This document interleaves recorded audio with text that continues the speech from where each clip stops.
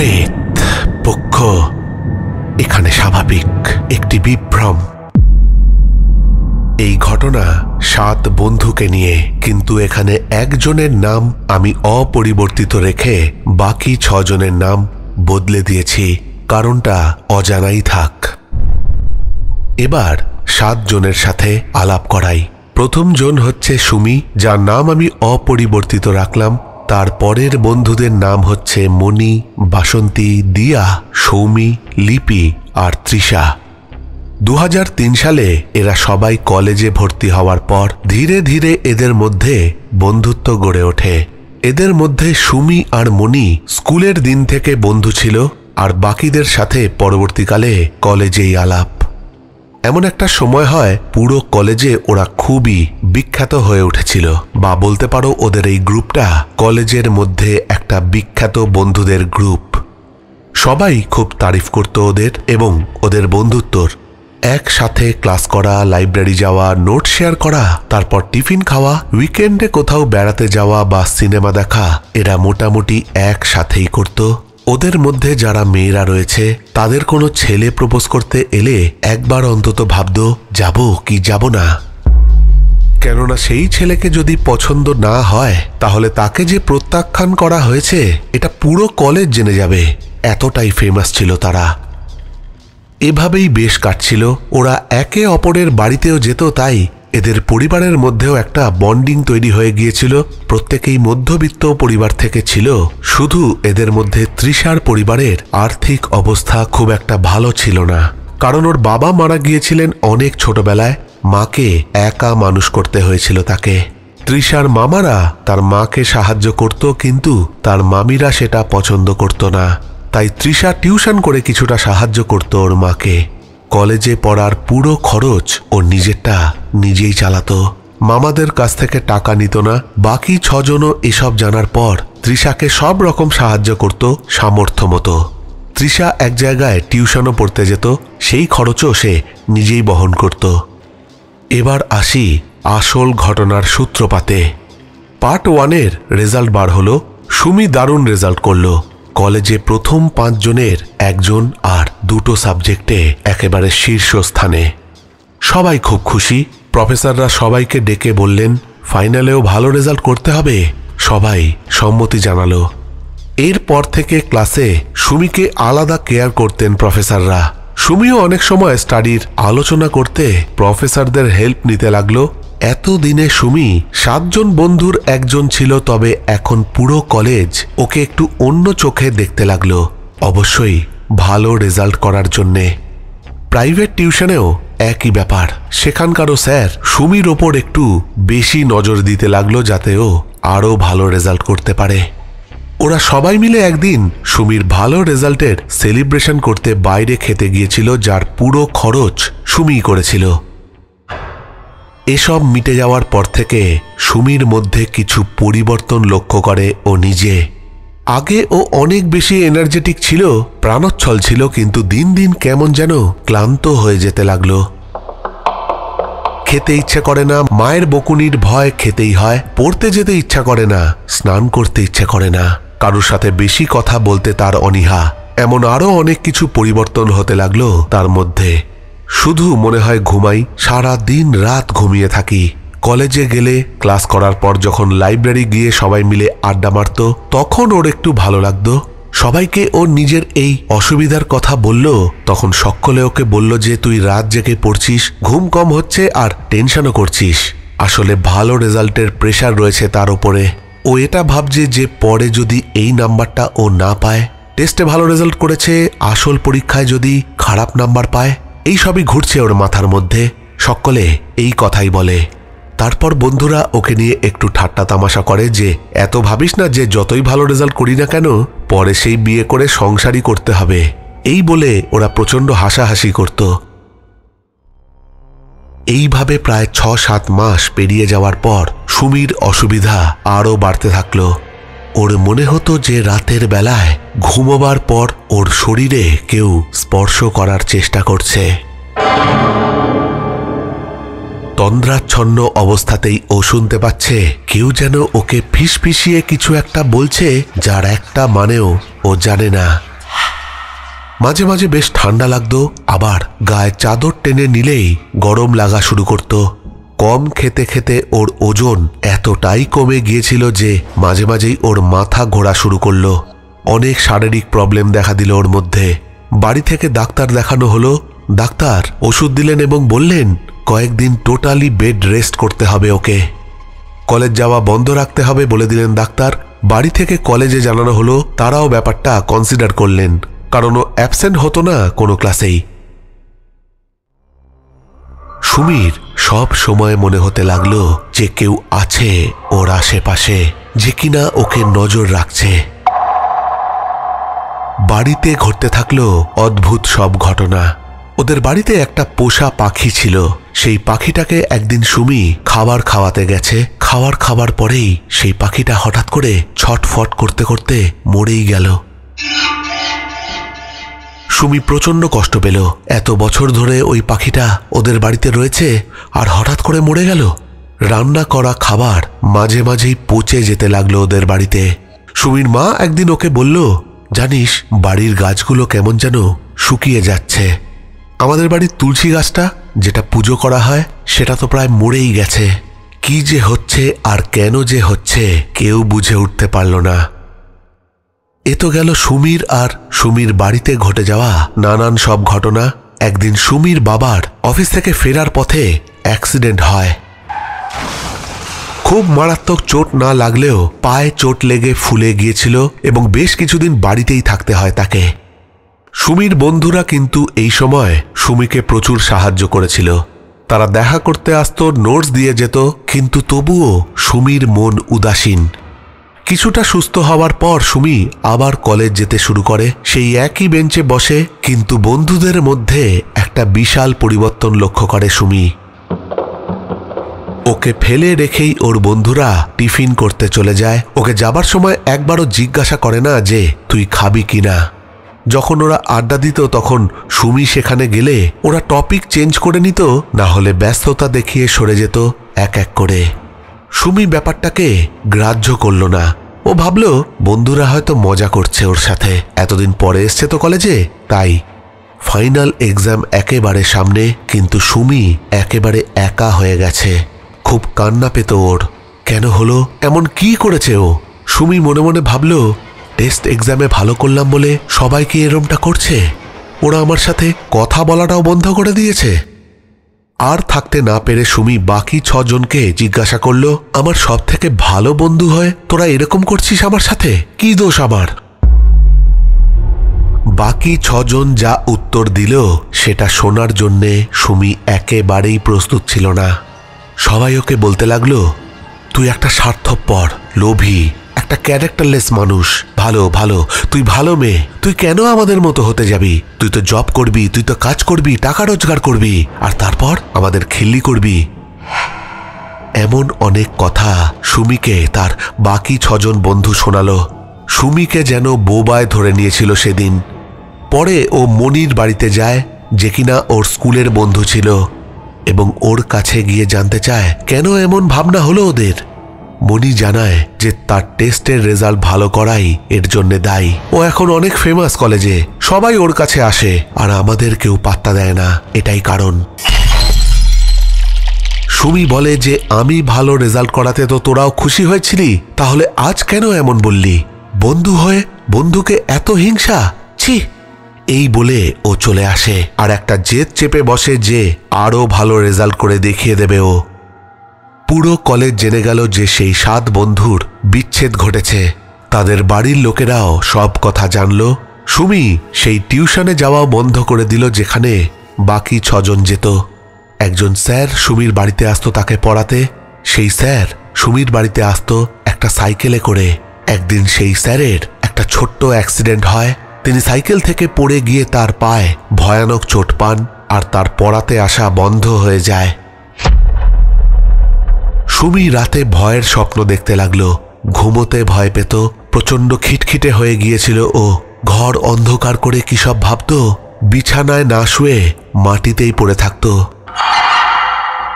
মেয়ের এরকম অবস্থা দেখে এবার মা হাল ধরলেন। এখানে বলে রাখি যে সুমির মা অত্যন্ত শক্ত সামর্থ্য একজন মানুষ। তিনি আন্দাজ করলেন যে কিছু একটা খারাপ ঘটছে, না হলে এত কিছু এমনি এমনি ঘটছে না।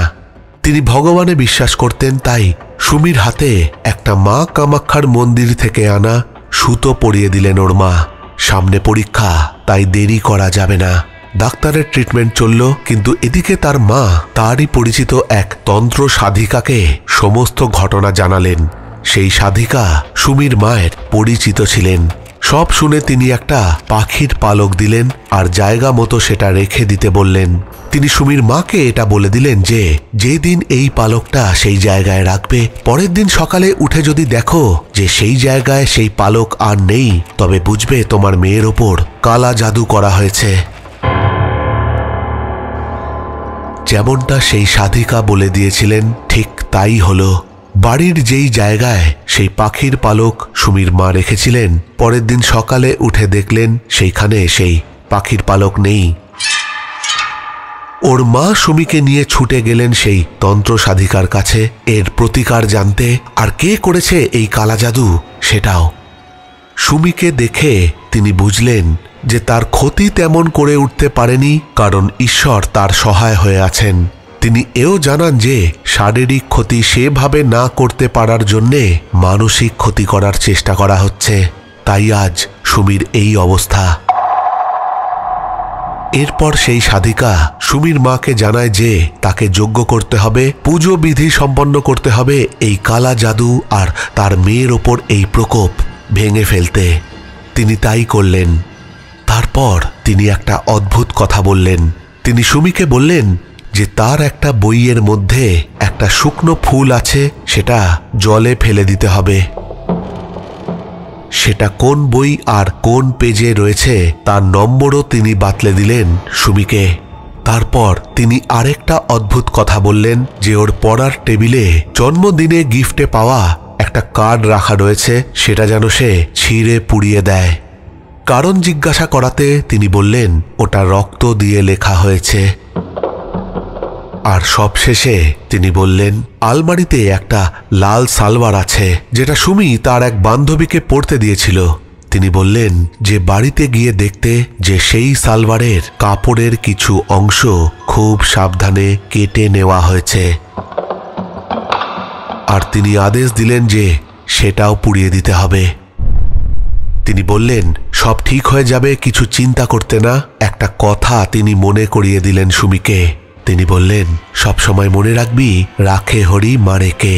সেই হরি তোর সহায় আছেন, তাই বলেই তুই ভালো রয়েছিস। তোর ক্ষতি সেভাবে করতে পারেনি সে। কিন্তু সুমি এবং তার মা জানতে চাইল যে কে এই কাজটা করেছে।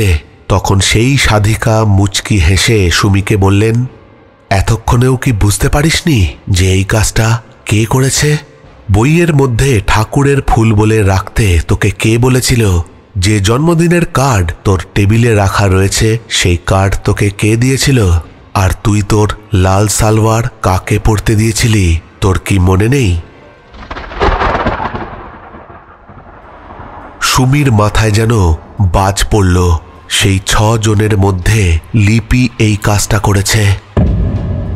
কেননা লিপি হচ্ছে সেই জন যে কিনা ওকে ফুল, সেই কার্ড তাকে দিয়েছিল, আর সেই লাল সালোয়ারটাও একদিন পড়বে বলে তার কাছ থেকে চেয়ে নিয়েছিল। শুনতে অবাক লাগলেও এটাই সত্যি। লিপি সুমির এই সাফল্য সহ্য করতে পারছিল না। সুমি এই রেজাল্ট করতে পারলে সে কেন পারবে না? পরীক্ষায় ওর নম্বর কেন কম আসবে? সে মনে মনে ভাবত, আমিও তো লেখাপড়ায় ভালো, সবাই ওকে নিয়ে কেন মাতামাতি করে? একই টিচারের কাছে পড়ে, তাহলে কিভাবে ও বেশি নাম্বার পাচ্ছে? বন্ধুদের মধ্যে ওই কেন 1 নম্বরে থাকবে, আমি কেন নয়?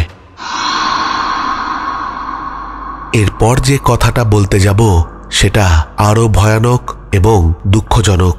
লিপির বাবা লিপির মনের কথা বুঝতে পারেন, আর উনি ওনার মেয়েকে ভরসা দেন যে এমন কিছু একটা সে করবে যাতে সুমি দিন দিন পতনের মুখে চলে যাবে। সুমি বা ওর মা সবটা জানার পর অনেক কিছুই করতে পারতেন, কিন্তু তারা সময় আর ঈশ্বরের হাতে এর বিচার ছেড়ে দিয়েছিলেন। যা করার তিনিই করবেন। সুমি আর ওদের কারোর সাথে কোনো রকম সম্পর্ক রাখল না। ফাইনালের রেজাল্ট সুমির খুবই ভালো হয়েছিল। কলেজের মধ্যে টপ। সুমি পড়াশোনা করতে থাকলো, অনেক উন্নতিও করলো, এখনো নিজেই একজন স্কুল টিচার। সুমি একটা সফল জীবন যাপন করছে এখন। সুমি বাকি বন্ধুদের জানিয়েছিল যে তার সাথে কি ঘটেছে। বন্ধুরা তাদের নিজের ভুল বুঝতে পেরে তার কাছে ক্ষমা চাইলেও লিপি কোনোদিন তার থেকে ক্ষমা চায়নি। ঘটনা শেষ করার আগে যেটা বলবো এবার, সেটা শুনে তোমরা সকলেই আশ্চর্য হবে। লিপির বাবা বাড়ির ছাদ থেকে পড়ে গিয়ে স্পাইনাল কর্ড ভেঙে যাওয়াতে সারা জীবনের জন্য তিনি প্যারালাইজড হয়ে যান। কথাও বলতে পারতেন না, শুধু ফ্যাল করে চেয়ে থাকতেন। লিপি গ্র্যাজুয়েশন শেষ করে পড়াশোনা কন্টিনিউ করতে পারল না, কারণ ওর মায়ের হঠাৎ করে মৃত্যু ঘটে, ম্যাসিভ হার্ট অ্যাটাক। ওর দিদি বাড়ি থেকে পালিয়ে গিয়ে বিয়ে করে নেয়। বাবা আর ভাইকে দেখার দায়িত্ব পড়ে ওর ওপরে। একবারের কালী পুজোতে বাজি ফাটানো দেখতে গিয়ে বাজির আগুনে ওর মুখের এক পাশ পুড়ে কালো হয়ে যায়, আর মুখের সেই পাশের চোখও প্রায় নষ্ট হয়ে যায়। সুমি এবং তার মা তাদের ওপর হয়ে যাওয়া অন্যায়ের বিচার ঈশ্বরের ওপর ছেড়ে দিয়েছিলেন। তাই জন্যেই কি লিপির পরিবারের সাথে এইসব ঘটল? সত্যিই জানা নেই, কিন্তু একটা কথা আছে না, কারোর জন্যে যদি তুমি গর্ত খোঁড়ো, সেই গর্তে নিজেকেই পড়তে হবে। আর ঈশ্বর যার হাত ধরবেন তার ক্ষতি করার ক্ষমতা কারোর নেই।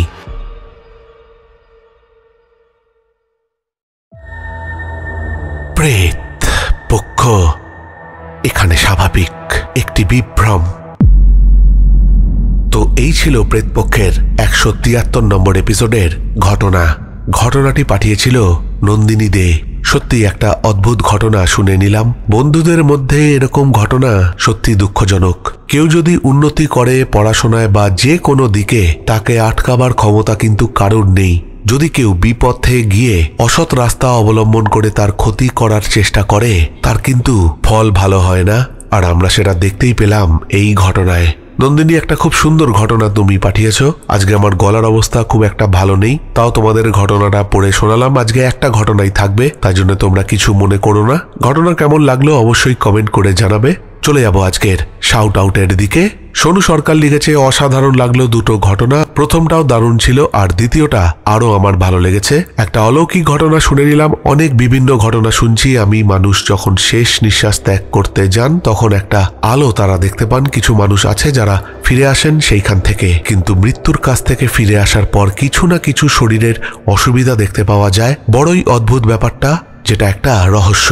সায়ন্তিকা লিখেছে, দাদা খুব সুন্দর ঘটনা। বাবাই দাস লিখেছে, চলে এলাম রাজদার ম্যাজিক্যাল ভয়েসে ঘটনা শুনতে। রিম্পা বিশ্বাস লিখেছে, খুব ভালো লাগলো দুটো ঘটনা দাদা। একলা পথের পথিক রে ভাই লিখেছে, প্রেতপক্ষ মাইল ফলক, সাফল্য দেখার অপেক্ষায়। প্রতনু ব্যানার্জি লিখেছে, অসম প্রেতপক্ষ, কংগ্রাচুলেশনস, ব্রিলিয়েন্ট। মায়া সরকার লিখেছে, জাস্ট অসম। মঞ্জু 43 লিখেছে, খুবই ভালো লাগছে ভাই, আমি গাজীপুরের ছেলে, ঢাকা বাংলাদেশ থেকে বলছি। জিনিয়া সিং লিখেছে, very very nice, stay blessed. Akshay Roy লিখেছে, হ্যালো দাদা কেমন আছো, love from New Barrackpore. Bikash Banerjee লিখেছে, খুব সুন্দর ঘটনা, খুব ভালো লাগলো। গীতা গোস্বামী লিখেছে, হ্যালো আমার সোনা ভাই, তোমার ঘটনা শুনছি, তোমার ঘটনা অপূর্ব।